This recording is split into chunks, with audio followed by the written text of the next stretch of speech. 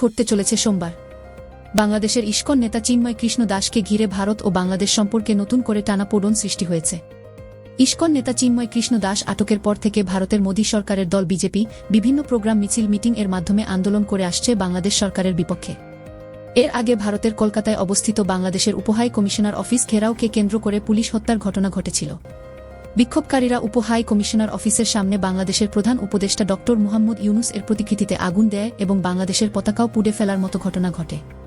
এছাড়াও পশ্চিমবঙ্গের বিজেপি নেতা শুভেন্দু অধিকারী ঘোষণা দেন যে আগামী রবিবারের মধ্যে যদি ইস্কন নেতা চিন্ময় কৃষ্ণ দাসকে জামিন দেওয়া না হয় তাহলে আগামী সোমবার ভারতের পেট্রাপোল সীমান্তে অবস্থিত পেট্রাপোল স্থলবন্দরের সকল কার্যক্রম বন্ধ করে বিক্ষোভকারীরা আন্দোলন করবে এবং তিনি সেই আন্দোলনের নেতৃত্ব দেবেন।